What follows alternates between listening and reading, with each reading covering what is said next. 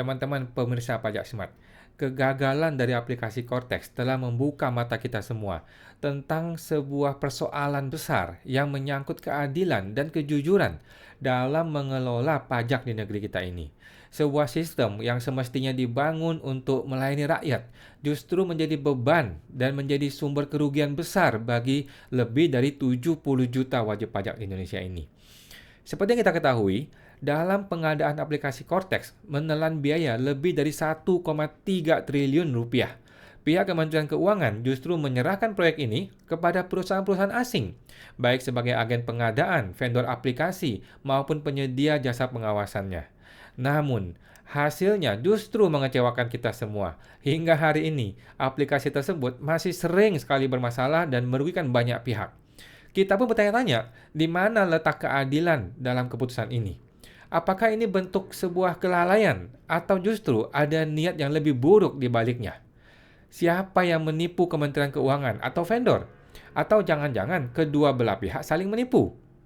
Mari kita dengarkan pandangan agama Islam, Kristen, Katolik, Hindu, dan Buddha. Mari kita dengarkan pandangan agama Buddha tentang hal ini. Namo Buddhaya, saudara-saudari sedhamma yang saya hormati, hari ini kita akan merenungkan tentang pentingnya kejujuran dan keadilan, khususnya dalam pengelolaan pajak yang merupakan kewajiban kita sebagai warga negara. Pajak seharusnya digunakan untuk kemakmuran rakyat, tetapi seringkali kita melihat adanya penyimpangan, seperti dalam kasus proyek aplikasi Cortex, yang telah memakan biaya lebih dari 1,3 triliun rupiah, namun hingga kini masih sering bermasalah dan justru merugikan 70 juta wajib pajak. Uang yang begitu besar seharusnya memberikan manfaat bagi rakyat, tetapi justru menjadi sumber masalah. Yang lebih memprihatinkan, pengelolaan proyek ini diberikan kepada perusahaan asing, bukan kepada putra-putri bangsa sendiri. Bahkan, banyak pihak yang terlibat dalam proyek ini diduga melakukan kecurangan. Kementerian Keuangan tidak transparan dalam pengelolaan pajak rakyat. Vendor aplikasi diduga menipu pesaing bisnis mereka untuk mendapatkan keuntungan lebih. Jika kita melihat situasi ini dengan kebijaksanaan Dhamma, kita akan memahami bahwa perbuatan curang dan zalim tidak akan membawa kebahagiaan, tetapi justru mendatangkan penderitaan.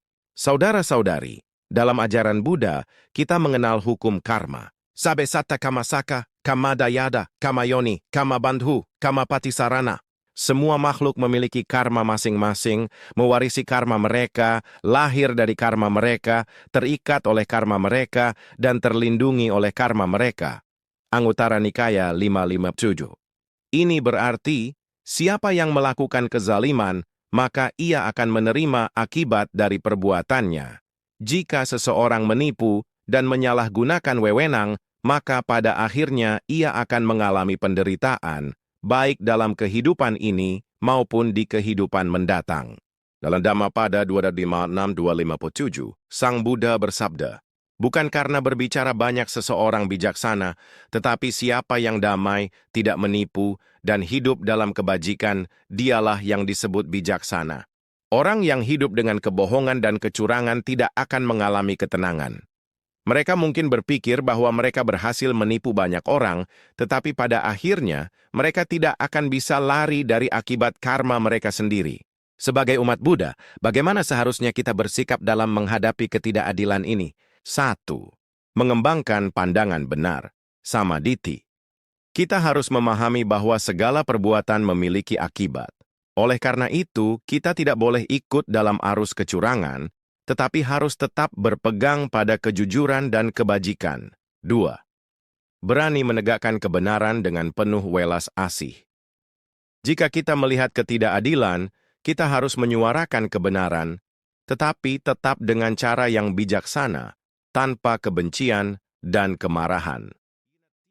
Menjalani hidup dengan kejujuran. Dalam pekerjaan dan kehidupan sehari-hari, marilah kita menjadi contoh dalam kejujuran dan integritas, sehingga kita tidak menambah penderitaan bagi diri sendiri dan orang lain. 4. Berdoa dan memancarkan metta, cinta kasih. Kita bisa merenungkan bahwa mereka yang melakukan kezaliman sesungguhnya sedang menciptakan penderitaan bagi diri mereka sendiri. maka kita bisa mendoakan agar mereka mendapatkan kesadaran untuk berubah. Saudara-saudari sedama, dunia ini penuh dengan tantangan dan ketidakadilan, tetapi kita tidak boleh kehilangan harapan. Sebagaimana Sang Buddha mengajarkan kita untuk selalu berpegang pada kebenaran, demikian pula kita harus terus menjaga integritas dan keadilan dalam hidup ini.